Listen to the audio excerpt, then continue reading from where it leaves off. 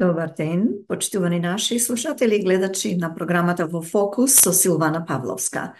Нова ударна вест од Нимиц вели дека треба да бидеме горди на новото име.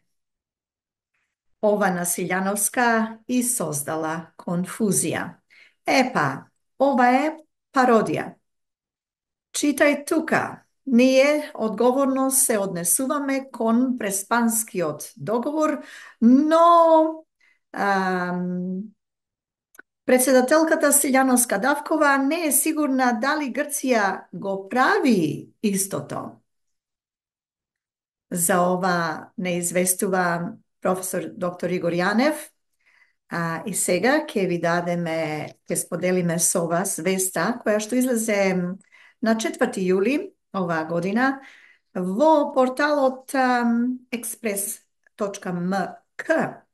Насловот на веста е: ние одговорно се однесуваме кон преспанскиот договор, но председателката Силјановска Давкова не е сигурна дали Грција го прави истото.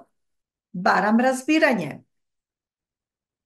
Го имаме преспанскиот договор, се смени уставот, сменивме документи и за надвор и за внатре, дури и шахтите ги сменивме. Но кога во договорот има две страни, треба и другата страна да покаже кооперативност. Јажето има два краја и обично двајца го влечат. Ние мислам дека многу одговорно се однесуваме кон преспанскиот договор, реализиравме обврски дури и пред да истечат роковите, но не сум сигурна дека Грција тоа го стори. Таму ќе видите Скопје, Фиром, но не и Северна Македонија, рече вечерва председателката Гордана Силјановска Давкова, пишува express.mk. Во гостувањето на само интервју, таа не напомена дека тоа што го кажа Коцијас држи Грција, со оглед дека со неа го склучивме договорот.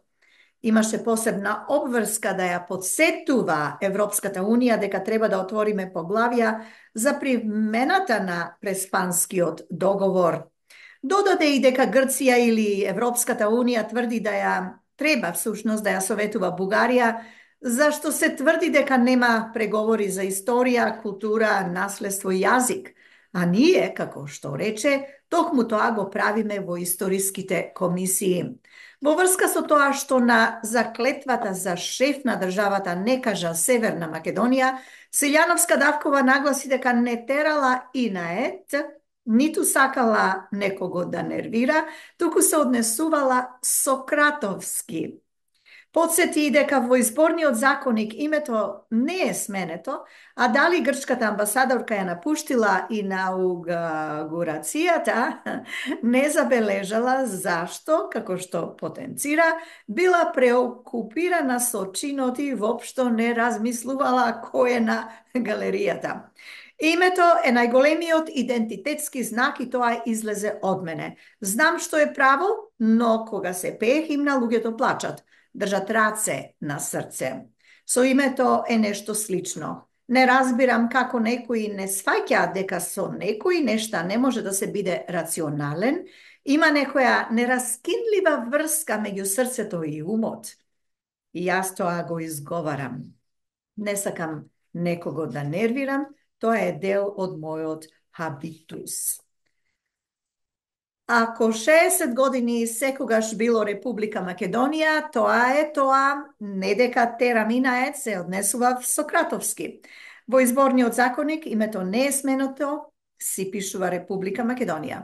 Заклетвата е таму точно наведена, името е Република Македонија. Сакав да покажам дека придавката е придавка и дека она што е суштинско е Македонија. Сакав да се држам до преспанскиот договор, чиј член 7, став 3, објаснува кога може да се употреби името Македонија, а тогаш е логична и придавката. Може би за тоа придонесе фактот што председателот на собранието во неполни неколку минути 25 пати го употреби изразот Северна. Не ми е јасна таа логика, рече Силјановска Давкова, укажувајќи дека во многу земји заклетвите се напишани всушност со употреба на зборот Република, како во Франција, а не со името на државата.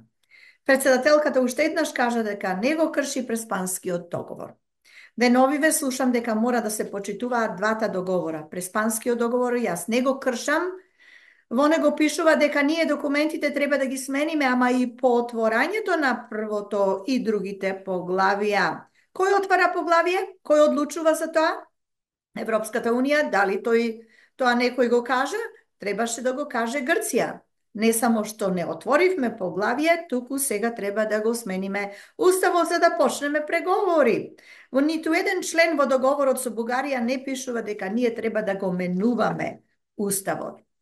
На Макрон му реков дека му е извонредна филозофската теза на ЕУ, но филозофијата не може да биде принципи и вредности. Не може да биде без принципи и вредности. Европската унија со самите договори предвидела санкции ако некоја членка ги крши темелните вредности и принципи.